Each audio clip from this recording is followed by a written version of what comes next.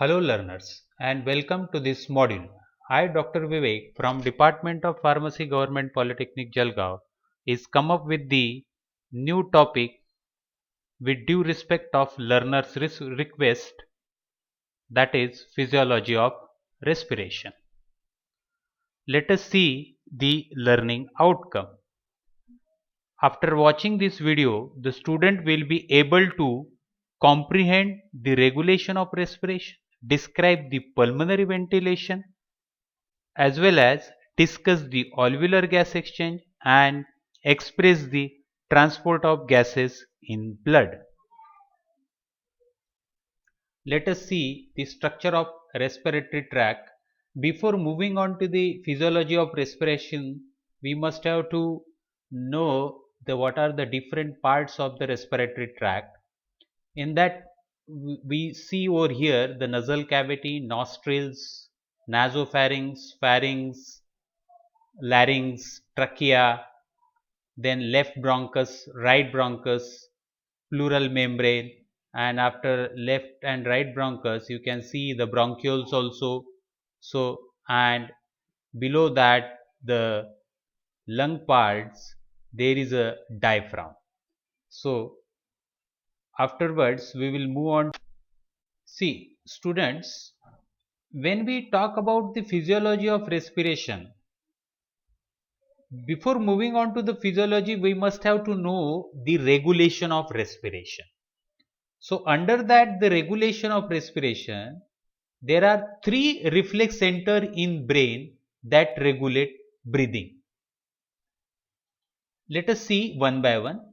There is a respiratory center called as medulla, which is responsible for rhythm of breathing. Also, it show the automatic breathing rate, and that is nothing but the 12 to 15 breath per minute.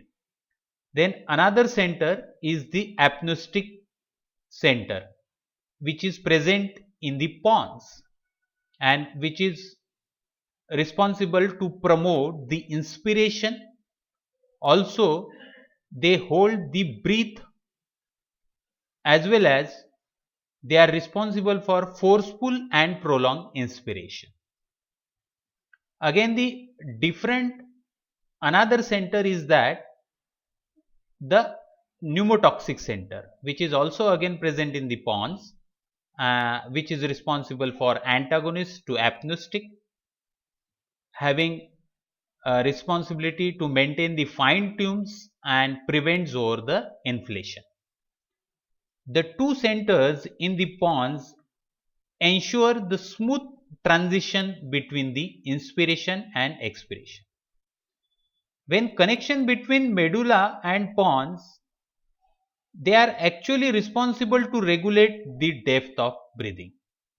If the connection is going to be cut by any means, then it shows an abnormality. One more addition into that, the diaphragm and the intercostal are innervated by some somatic motor neurons controlled by respiratory reflex center in the brainstem. Now, let us see the main content of the physiology of respiration is nothing but the pulmonary ventilation. Pulmonary ventilation involves the two processes, that is, first one is inspiration and another one is expiration. Let us talk about the inspiration first. Inspiration is the active process which is having the contraction of diaphragm, lower pressure in thoracic cavity, and involves external intercostal muscle. Outside pressure is more compared to that of the pressure in the lungs, which gives us a lungs inflate. Now let us talk about the expiration. Expiration is the passive process. Under that, the relaxation of the diaphragm, volume of the chest decreases and involve the contraction of intercostals. Generally, approximate 500 ml of the air in and out of the lungs with each breath called as the external respiration.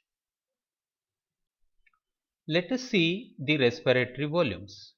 The volume of air exchanged in breathing is measured with the spirometer. These are the different respiratory volume. Under that, the first one is tidal volume.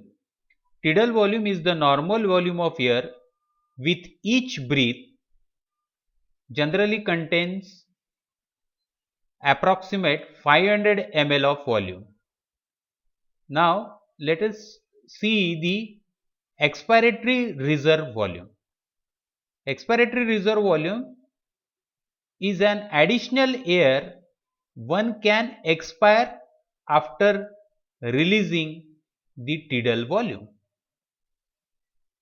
Flexibility of the expiration is there.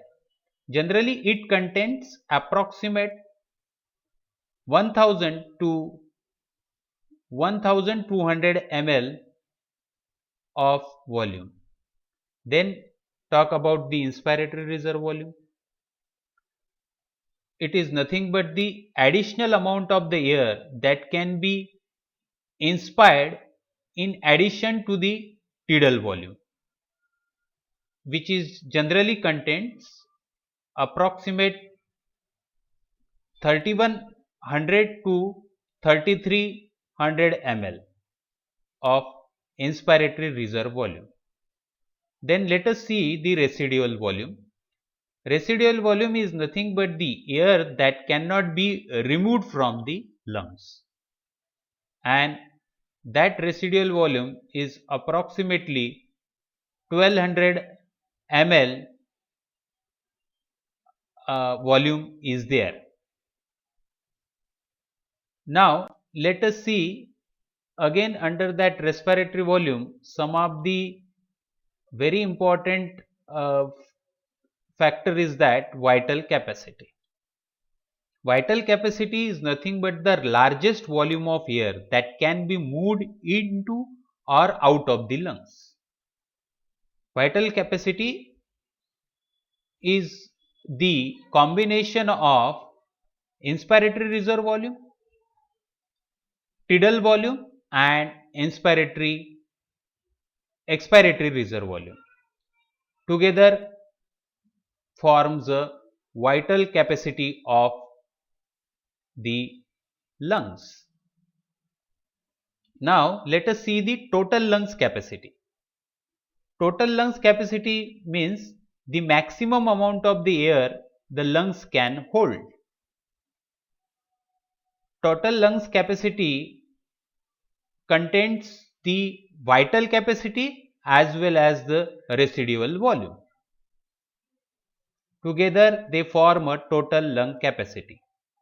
Now, let us see the alveolar ventilation rate. Under this alveolar ventilation rate is responsible to have a better index of effective ventilation, which eliminates dead space and which is responsible for the deeper breath, more effective than more frequent breaths, which is approximately 4200 ml per minute. Nothing but the approximately 70% of the MRV.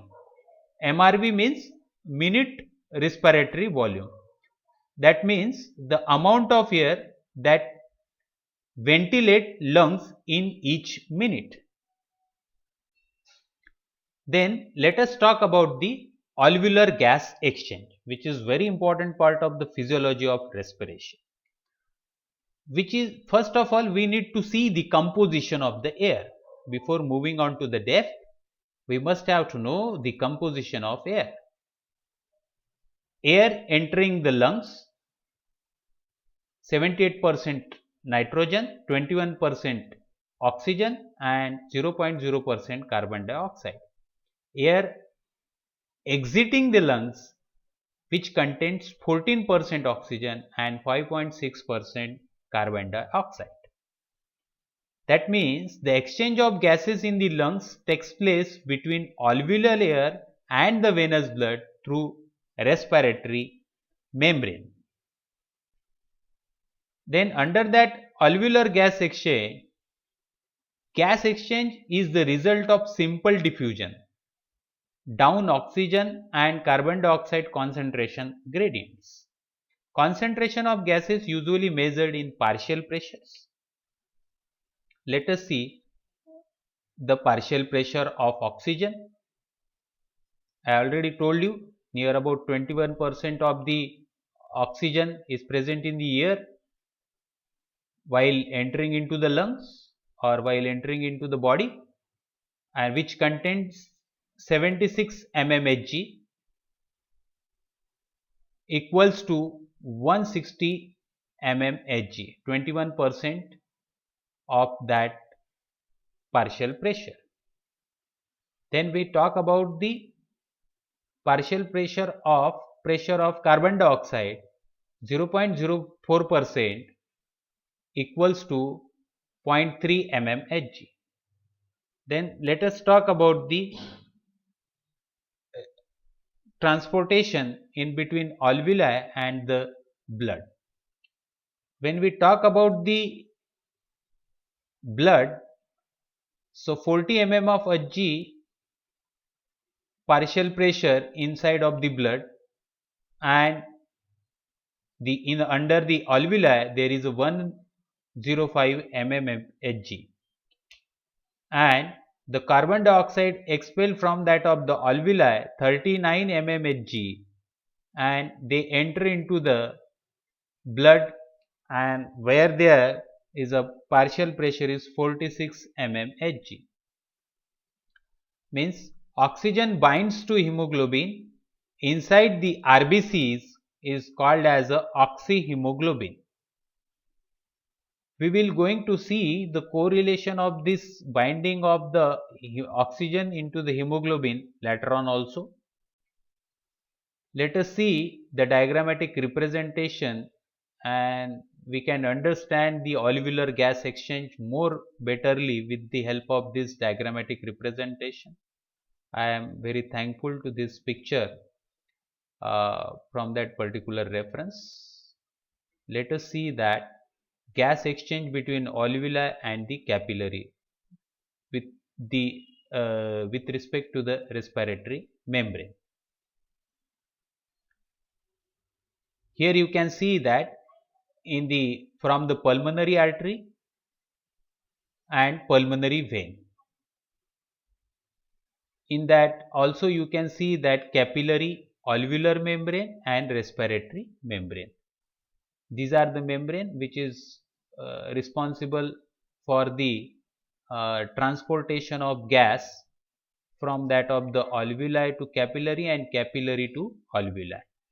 When we talk about the oxygen, oxygen diffuses into the red blood cell. See, you can see here in the diagrammatic representation, and carbon dioxide diffuses into the alveolus, means from that of the blood vessels into the alveolus, and oxygen diffuses from alveolus to the blood vessels and enter into the red blood cells, which carry the oxygen, and ultimately you can see the overall transportation, means from that of the pulmonary artery there is no we can see in the blue form there is no oxygen content, but after diffusion they carry the oxygen and they releases the carbon dioxide at the same time from that of the alveoli to capillaries and capillaries to alveoli respectively.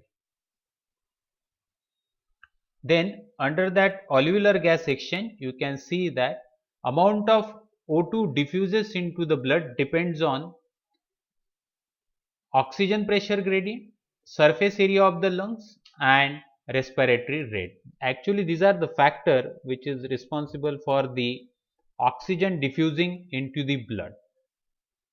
Just we were seen in the diagrammatic representation. The exchange of gases in tissues is also by simple diffusion.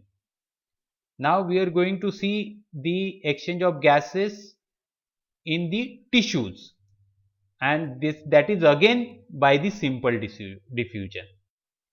Here you can see that the blood to the tissue and tissue to the blood, transportation of oxygen as well as the carbon dioxide with their partial pressure. Here you can see that the from that of the tissue, which is the from that of the tissue, the oxygen is entering into the blood, and from that of the blood, the carbon dioxide is enter into the tissue. And here you can see the partial pressure of this particular oxygen as well as the carbon dioxide inside the tissue and outside the tissue, that is in the blood. Different factors which is responsible for the exchange of gases in the tissue, that is the rate of oxygen.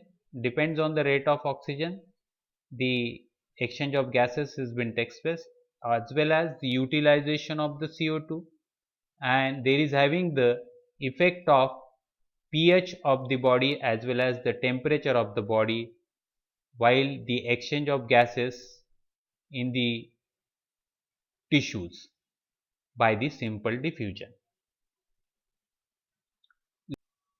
After understanding the alveolar gas exchange, now under the physiology of respiration, we need to understand the transport of gases in blood.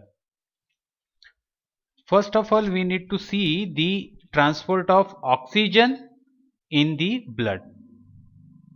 Hemoglobin in the blood going through the lungs manages to pick up the oxygen and get saturated near about 97 to 99% saturation has been takes place.